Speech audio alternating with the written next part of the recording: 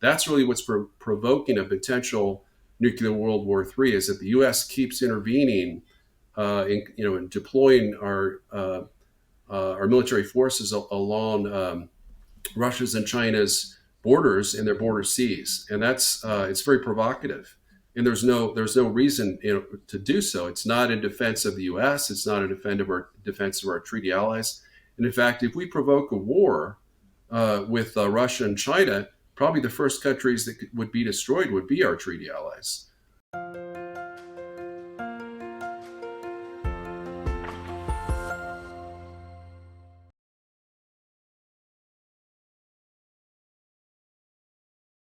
So, with regards to Russia and Ukraine, Russia, people need to realize that Russia is not the Soviet Union. Putin is not Stalin. He's not a leader bent on world conquest, let alone the conquest of Europe. And he's shown that in many instances. Certainly, he's a brutal and murderous dictator. He's killed off a lot of his political opposition.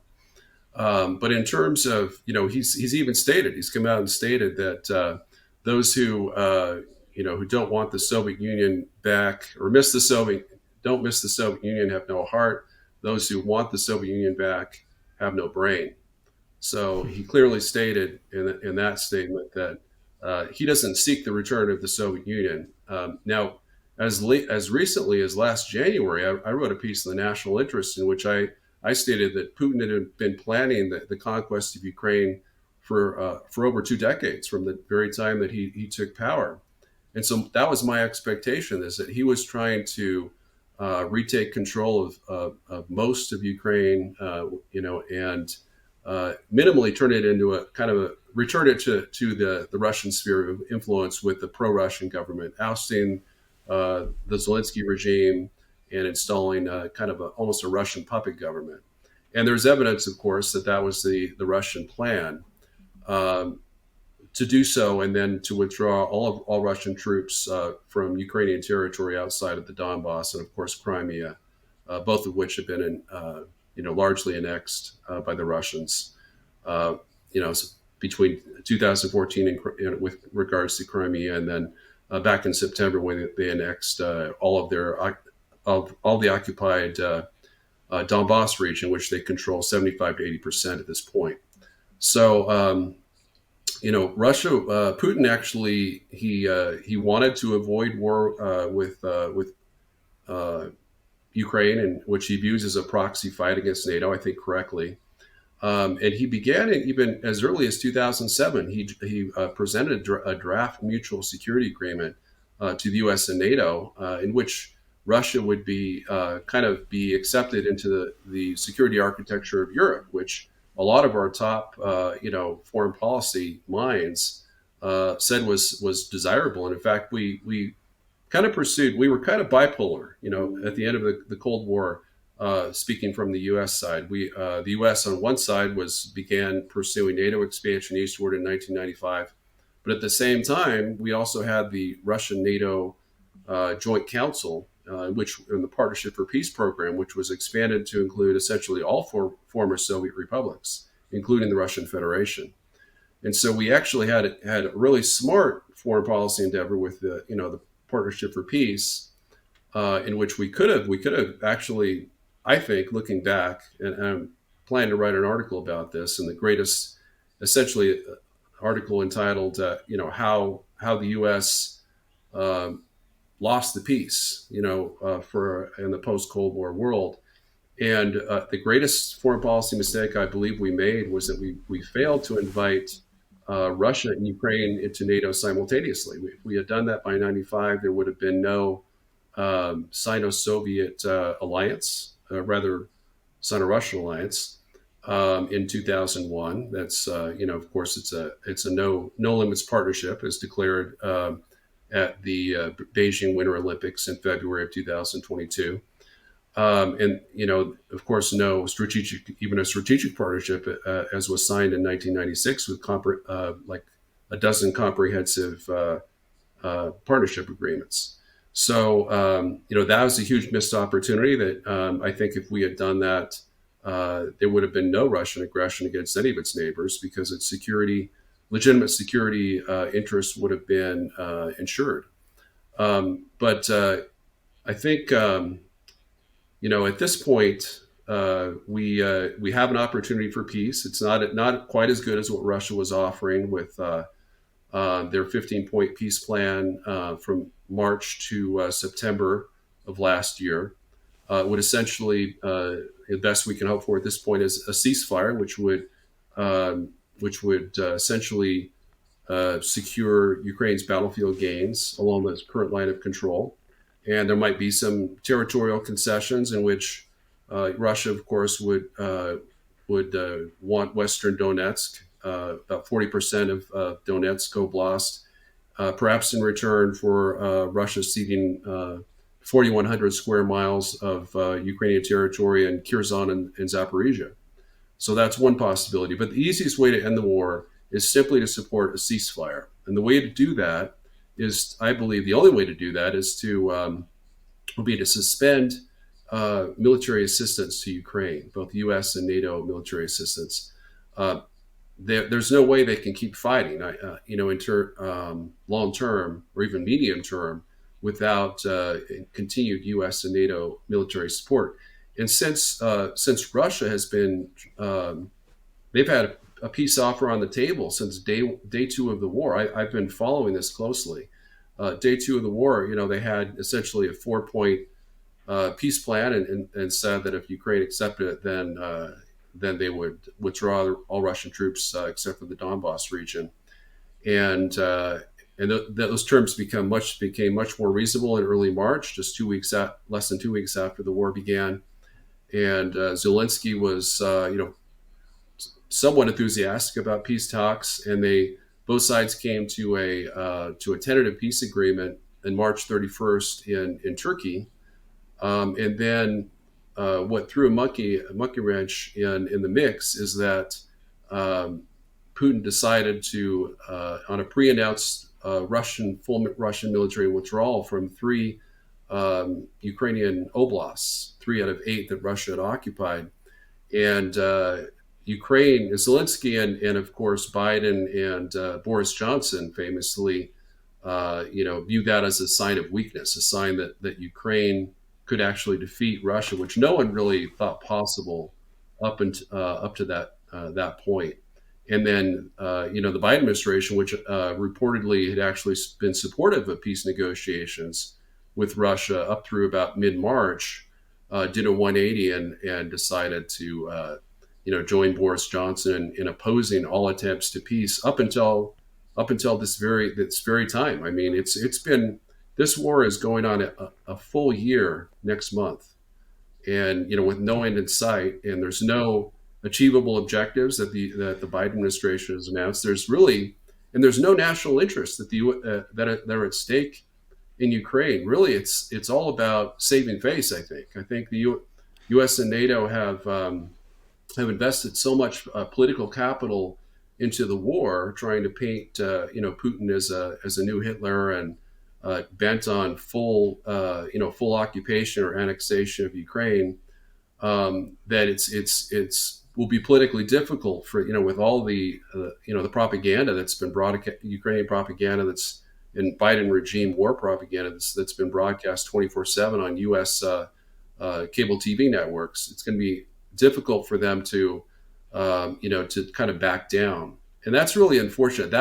I think that's kind of the main problem to conflict resolution and war termination, is that both sides become very entrenched, and it's not even about national interests. Even when their national security interests are very much in favor of peace, typically one side, unfortunately our side, is often responsible for turning down all peace attempts.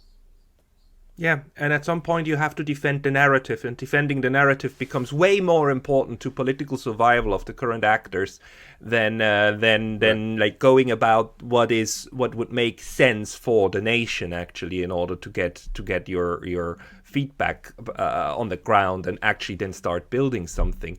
Because I am pretty sure that March 30 and 31st of 2022 will be looked at by historians as this moment that was very akin to the Vietnam War, when we know there were peace negotiations between the South and the North, and we know that Deng and Ho Chi Minh were talking, and then the decision was taken in the White House to support the coup against Deng, which then in the end they assassinated him, right? His own generals assassinated Deng with the thumbs up from the White House. We know that. Ironically, 2 months later, Kennedy himself gets shot by, let's face it, probably his own people, and we will see something like that for the 30th and 31st of March. I'm pretty sure, because this retreat that you're talking about, at the moment it happened 29, 30, 31, was to me very, very clearly done in support of the negotiations in Istanbul. You retreat, you give something to your enemy in order to signal that you're serious about this, right? It's not just empty talk. What's happening on the battlefield actually mirrors what's happening in the negotiations. So to me, this was the obvious kind of outstretched hand, not just at the negotiating table, but also on the battlefield. And I am not entirely convinced that the US just misunderstood this, but that there was reasons, and Boris Johnson's visit then, which ended the whole negotiations, that was certainly done in concert with NATO, right? With the decision, the conscious decision to keep fighting in Ukraine to the last Ukrainian, as Ambassador Chas Freeman put it.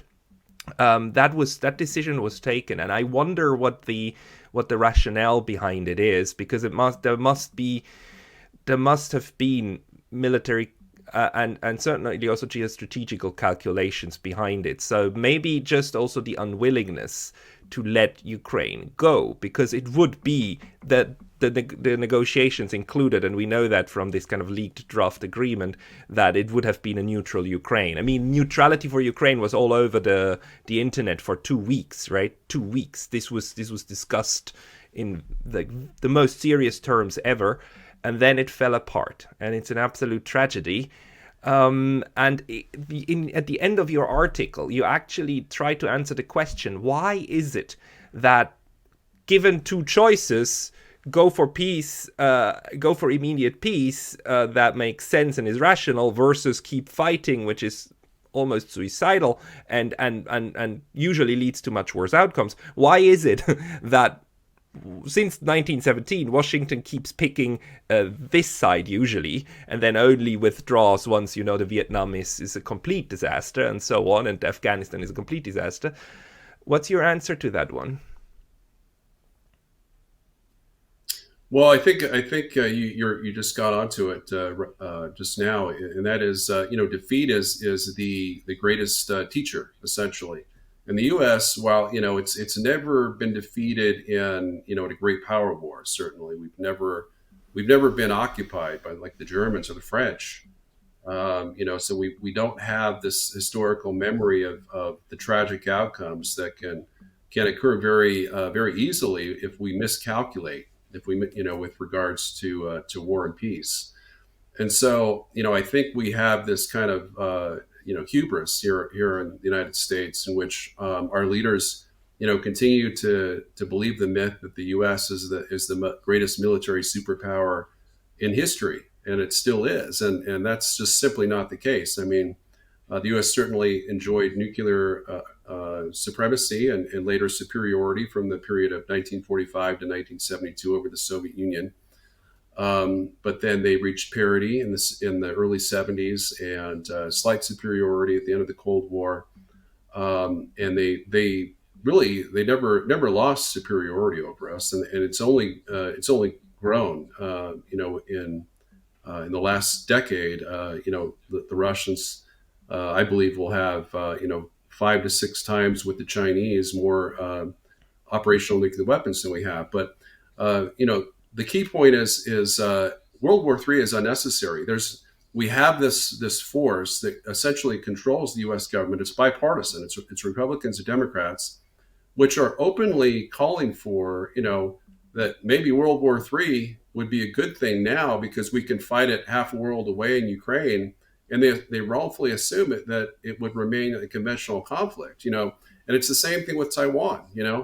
Um, I've been in a number of webinars, national security webinars, in which the panelists, they confidently state and predict that the U.S. could bomb Chinese nuclear, bomber, submarine, and missile bases with conventionally, and not have to worry about China responding with nuclear weapons, because in their false belief, misconception, even the use of one nuclear weapon would result in the end of the world, and thus would be suicidal. But that's not whether that's the case or not, that's not the way Russia and China view things. They believe nuclear wars are winnable.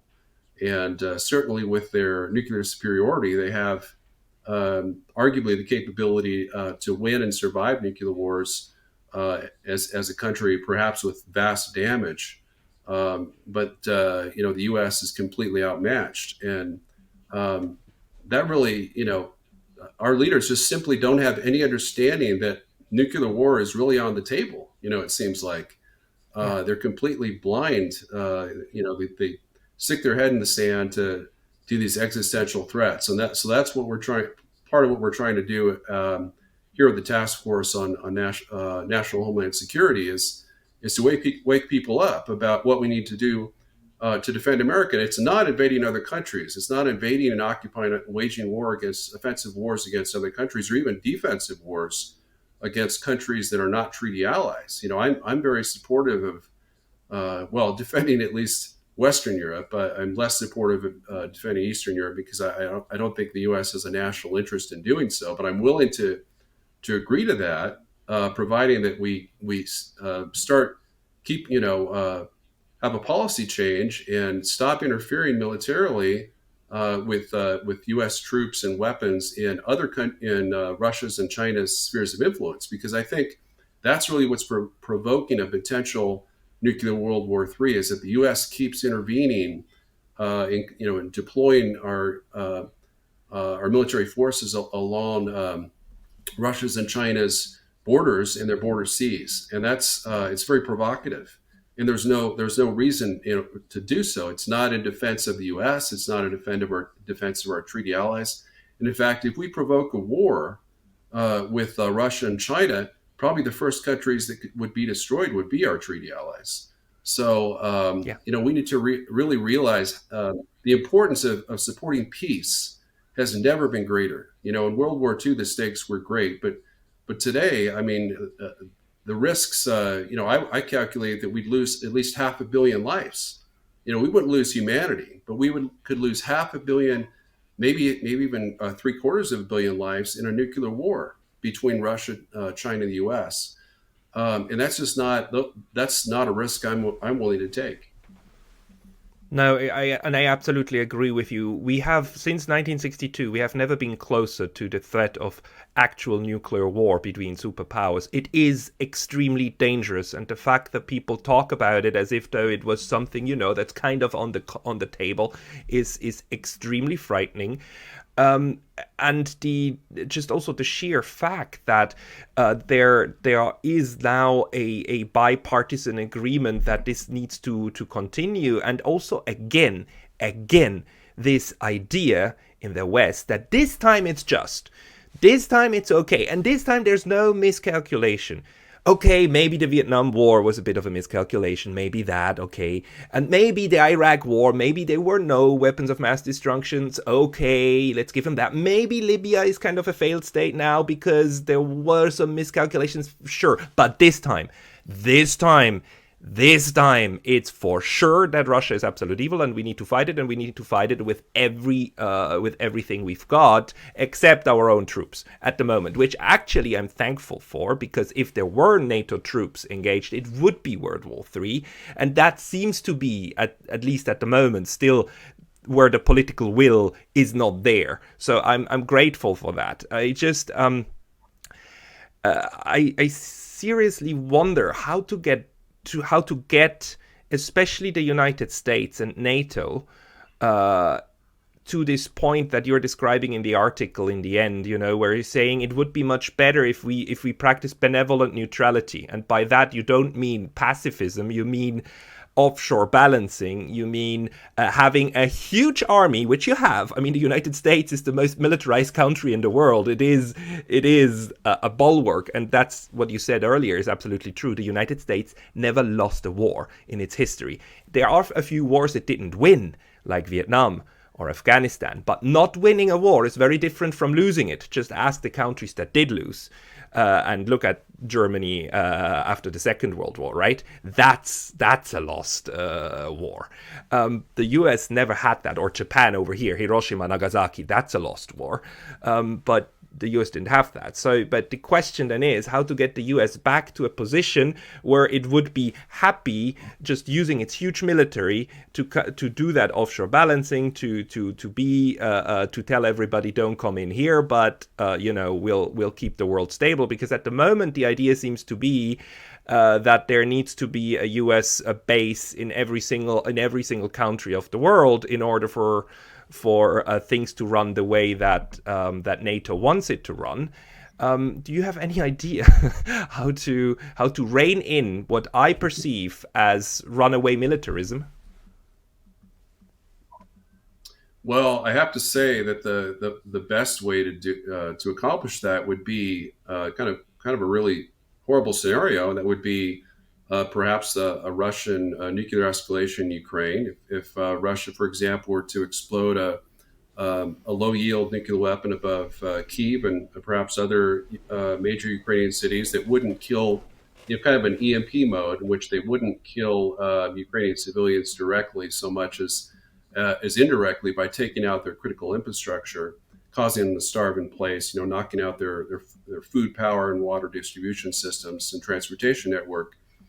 I think that would have the potential of snapping the Biden administration back into foreign policy reality, in that they would understand that they are playing with nuclear fire, as our late executive director warned. When he wrote an article and had a video interview entitled "Make Peace, Not War with Russia," and in which he said that this whole undertaking, in which we are crossing multiple Russian red lines and providing increasingly more capable military weapon systems to Ukraine, we're actively participating and helping to coordinate attacks on not only Russian military forces in Ukraine, but on Russian targets inside the Russian Federation itself. And when I say inside the Russian Federation, I don't mean the annexed Ukrainian regions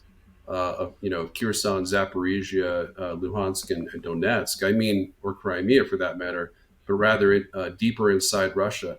And that's included, cyber offensive and sabotage attacks that have seriously damaged, Russian military and industrial targets. And of course, there's the example of the Nord Stream attacks, which clearly the U.S. or one of its proxies is responsible for that. The Russians wouldn't, attack their own pipeline, which enables them to exert blackmail attempts over the EU.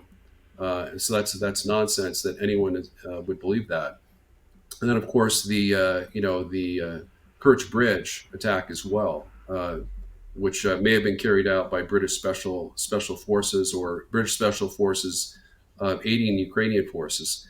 And then there's also the possibility that Britain and perhaps the U.S. as well may actually be flying drone attacks. I mean, there's how the Russians may or may not be aware if we're actually flying drone attacks against Russian military targets. So this is a very dangerous conflict. I've never seen a more dangerous conflict in my lifetime. I was born in the late 60s, so I wasn't around for the Cuban Missile Crisis. But back then the U.S. enjoyed nuclear superiority, almost supremacy. We had 9 times more nuclear weapons than the Soviets did in 1962. They still had the ability to hit us hard with a limited number of missiles and Soviet intercontinental range bombers, strategic bombers. But today the situation is not that. So I mean, the Soviets actually had probably a much greater incentive to choose peace over war back then, and Kennedy, of course, gave up more than he received, but he was a real hero for peace, and so I think was Reagan in choosing peace over war and negotiating a managed end to the Cold War, and of course that provided the kind of the strategic situation in which Gorbachev felt confident that if he deliberately collapsed the Soviet Union, that the U.S. would not take advantage of that by expanding NATO to the east. But of course, we all know how that turned out, and that's really the whole problem. Is that the Russian leaders are paranoid of the U.S. and NATO. I used to think, this is ridiculous. Why would Russian leaders be paranoid of the U.S. and NATO when they're clearly more capable militarily than we are, with far more nuclear weapons? And essentially, what Biden has done over the last year has been to prove all of Putin's most paranoid fantasies about NATO aggression and expansion and even regime change against Putin himself to be true. And so, in Putin's mind, Biden and other Western leaders, like former British Prime Minister Boris Johnson, have just proven that everything that Putin has done in Ukraine has been correct, and that if anything, he hasn't committed enough Russian forces to win the war outright. And so that's something that he decided to correct in September. He reluctantly yielded to Russian hardliners in deciding to mobilize what's now going to be an additional 500,000 Russian troops, expanding the size of the active duty Russian army by almost 3 times. And once that mobilization is complete early this year, Russia will have all the troops it needs, I think, to conquer a much larger amount of Ukrainian territory than it's controlled since the withdrawal back in March.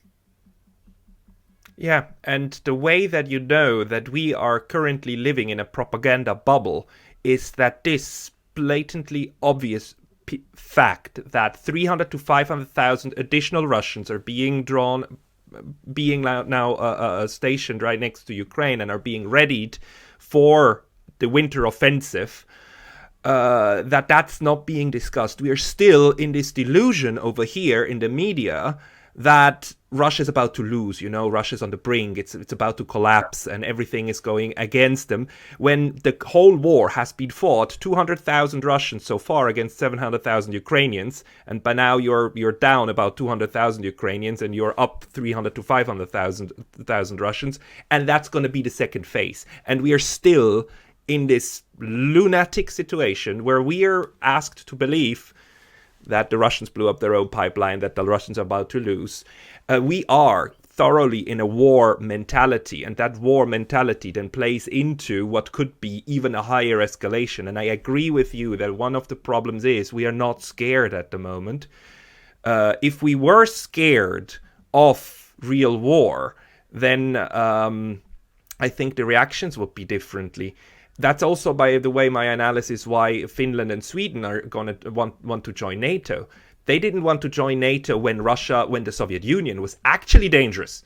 That was the moment they wanted to make sure that they're not pissing them off too much, especially the Finns. By now, nobody can sell me the idea that today's Russia is more dangerous to Finland or Sweden than the Soviet Union back at the time. But we are currently, for all the rhetoric, not scared, and I think there's a real a significant number of people who believes that this could be won, which is the scariest prospect of all. If you go in, if that happens over here, if that line changes, as in maybe we should go in now with NATO soldiers because this war can be won, well then it will be the Third World War, and I'm praying to God that that's not going to happen. Yeah, I mean, I think it was the Finnish defense minister recently made a really foolish statement that he believed that if Ukraine had been a member of NATO, Russia would never have invaded. What he doesn't get is it's Ukraine's de facto, as 𝗔𝗯ance_𝘂𝘁𝘁𝘁 pointed out, as repeatedly, It's Ukraine's de facto NATO membership, which Zelensky himself has acknowledged that is the prime reason for the Russian invasion of NATO. I mean, ultimately, you could say that it's this war is a border dispute. It's not an existential fight for Ukraine. We were told that every day that Ukraine it's an existential fight for Ukraine. Putin will settle for nothing less than Ukraine's unconditional surrender and minimally the transformation of a rump state of Ukraine, a landlocked state, into a Russian puppet government. And that's just simply not the case. And how do we know that? Because Russia has stated its peace terms over and over again. Yes. And at most, it would be, the Russian annexation of up to 14% of the territory that Ukraine controlled before the war. And that's lamentable for sure.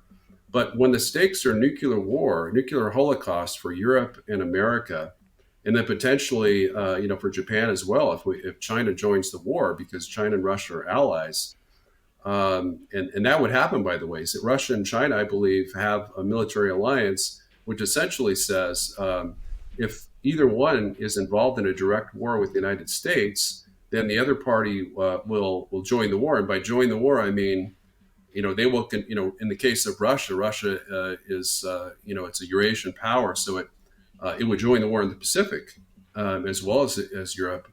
And in the case of China, China would start offensive operations against the U.S. and its allies in the event Russia and the U.S. Went to a direct war over Ukraine. So, the stakes are tremendously high. But this idea that Putin is constantly we hear from the same people that invented the Trump-Russia collusion hoax and the impeachment of Trump over the attempt to impeach Trump over the Russia collusion hoax. The same people are saying that Putin's regime is on the ropes. At any minute, he's going to be ousted, and then he's going to be hauled and tried for war crimes in Geneva or the ICC, the International Criminal Court, and Ukraine will accept Russia's unconditional surrender. I mean, it's just ludicrous. There's not a single country with the exception of Poland, that sent even one combat troop to fight Russia and Ukraine. Poland, I guess they've officially lost like 1,200 dead in terms of the Polish legions, volunteer forces that they've sent to Poland. But how can we expect Ukraine to win when they're fighting against a country with an economy now 15 times the size of theirs, 4 times the population, at least 5 times as many troops, military forces that they can mobilize, and now they're going to have, for the first time ever, they're going to enjoy, numerical troop superiority in Ukraine. So, and they've, not to mention 8,000, nuclear weapons more than Ukraine has. Ukraine, of course, has none. They have the best cyber offensive capabilities in the world. Most U.S. military experts will concede that. They have super EMP weapons the U.S. doesn't have. I mean, they have 6 nuclear super weapon systems, none of which the U.S. is even trying to develop. I mean, it's ludicrous. I mean, Russia is a country that's 29 times larger than Nazi Germany at its greatest extent. Ukraine doesn't occupy 1 square inch of Russia, other than, of course, the parts of the annexed oblasts, Ukrainian oblasts. And, Russia occupies 19 to 20% of Ukraine's internationally recognized boundaries. So how can you say that a country that is unoccupied, and, in the case of Russia, by Ukraine and controls 1/5 of Ukraine, is losing the war? It's the same people that try to sell the weapons of mass destruction idea with in Iraq. It's manufacturing, it's fabricating the idea that the war needs to go on because it's almost won. At this point, it's almost lost. Where I agree with you. it's insanity. At this point, it's insanity in the West, and I'm seriously afraid that this time it's the West that's suffering of terminal delusions, the way that sometimes others have been suffering of extreme delusions. The only point I don't agree with you, David, is on China, because I think the China-Russia connection is hugely overblown, especially that meeting that Putin and Xi had in early February last year, that is being touted as, a friendship with no limits. That's anything but a military, that's anything but an alliance. There's no, I just don't see that, because China has been constantly playing what a very good scholar, a Chinese scholar in the US termed principled neutrality, in the sense that they have nothing to win from this war between Russia and Ukraine and Russia and the West. Nothing, zero. And they are constantly trying, on the one hand, not to push for more, on the other hand, not to undermine, the Russia. So, I mean, but I don't believe that they would join any war, because that would also be suicidal for them. And there's just nothing in it. So that nexus I don't see. But the other one on the futility of this warfare against Russia, and also this constant narrative that that the West is about to win. There I see it 100% like you. Yeah, I mean, imagine if the truth were actually told by the U.S. government for once, about the war. I mean, every war, of course, every country in every war, major country propagandizes their citizens, either view the enemy as subhumans or evil or genocidal, or that they play up any military victories won by their side and their allies, and they play down any military victories won by the enemy. And so that's what we've seen. But imagine if the American public and the EU public actually was told the truth, that Ukraine, this is the high point. That General Milley, the chairman of the Joint Chiefs of Staff for the United States of America, the U.S. military, has essentially stated this is the high watermark. This is the high watermark for Ukraine. November essentially was as good as it was going to get. They're unlikely to capture any additional Ukrainian territory. And so now would be the best time to move to the diplomatic arena, while Ukraine actually has won a few important battles, yep. To be able to negotiate from, if not a position of strength, then a position of, of not weakness. And so I totally agree with that.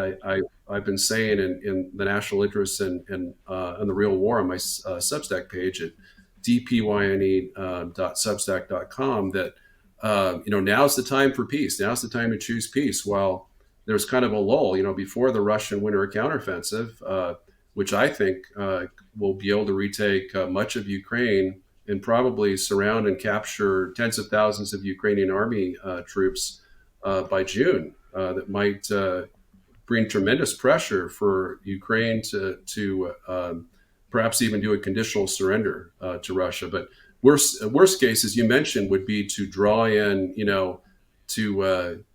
for the U.S. and its NATO allies to decide that we have to send troops, or we have to, perhaps establish a bridgehead, like with the rumored potential deployment of the U.S. 101st Airborne in Odessa, kind of a blocking measure, just to show Russia that we mean business, or perhaps do a no-fly zone over Western Ukraine, so that oh God, any missiles we'll try to shoot those down, or if they do a nuclear bomber run, with a nuclear capable bomber like a 𝗔𝗯𝘂𝘁𝗁, Bear, then maybe we'll try to shoot those down. I mean, it's just insanity.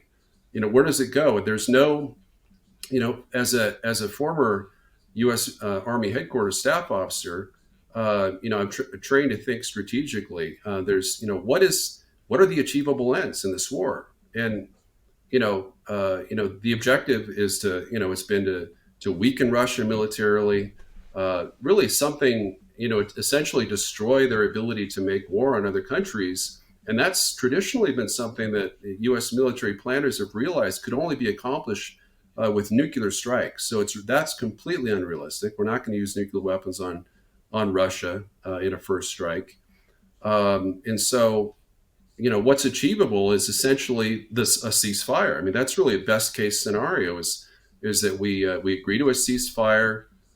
Maybe while negotiations for a permanent peace agreement continue, perhaps indefinitely, but we accept the line of control, and Ukraine is allowed to maintain a strong military, but as a neutral power outside of NATO, and that would essentially take away the primary incentive and provocation for future Russian aggression. I mean, this has all been about NATO. It's all been about Ukraine NATO membership.